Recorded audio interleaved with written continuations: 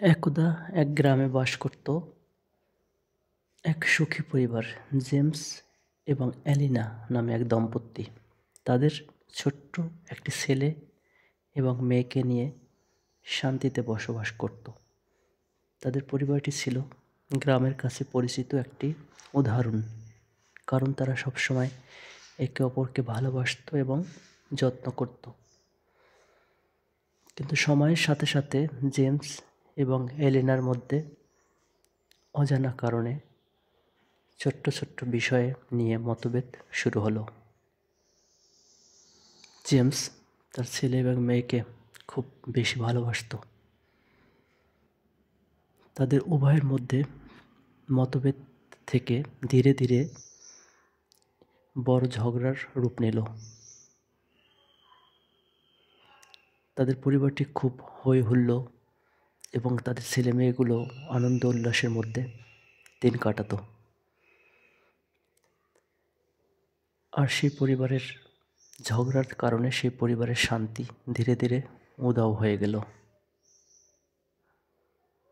এভাবে বেশ কিছুদিন চলতে লাগলো।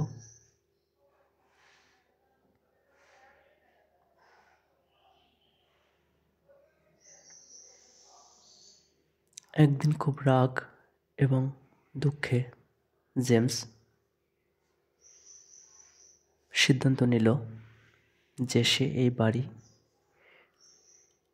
আর এই ঝগড়ার পরিবেশ সহ্য করতে পারছে না।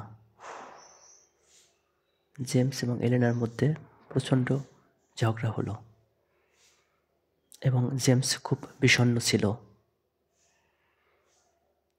সে কাউকে কিছু না বলে বাড়ি ছেড়ে চলে গেল।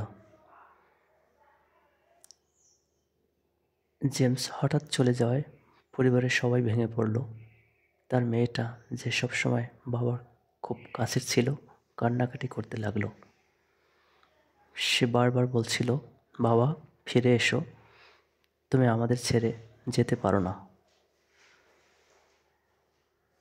এলিনাও ভেতরে ভেতরে খুব কষ্ট পাচ্ছিল, কিন্তু নিজের অহংকারের কারণে সে কিছু বলল না। পরিবারের সুখ যেন অন্ধকারে ঢেকে গেল। কিন্তু এলিনা একবারও জেমসকে ফেরালো না। জেমস তার রাগ, জেদ আর ক্ষোভে বাড়ি থেকে চলে গেল। তবুও জেমসের ছেলে এবং মেয়ে তাদের বাবাকে ফিরে পাওয়ার আশা ছাড়েনি। তারা প্রতিদিন দরজার কাছে অপেক্ষা করত যেন জেমস ফিরে আসে। একদিন দূরে এক অজানা জায়গায় জেমস একা বসে নিজের ভুলের কথা ভাবছিল। তার সন্তানদের মুখ মনে পড়লে সে আর নিজেকে সামলাতে পারত না। অবশেষে একদিন সে নিজের ভুল বুঝতে পারল এবং সিদ্ধান্ত নিল যে সে ফিরে গিয়ে পরিবারকে আবার সুখী করবে। অবশেষে জেমস বাড়ি ফিরে এলো। তার ফিরে আসার মুহূর্তে মেয়েটা দৌড়ে গিয়ে বাবাকে জড়িয়ে ধরল। এলিনা চোখে জল ছিল, কিন্তু সে কিছু না বলে হাসল। সবাই আবার এক হলো আর প্রতিজ্ঞা করলো যে তারা আর কখনো ঝগড়ার কারণে নিজেদেরকে দূরে সরিয়ে রাখবে না। এবং এভাবে তাদের ভুল বোঝাবুঝির অবসান হলো। ছেলে মেয়ে পরিবার নিয়ে তারা সবাই আবার সুখে শান্তিতে বসবাস করতে লাগলো। জেমস, এলিনা এবং তার ছেলে মেয়ে সবাই খুব খুশি হলো।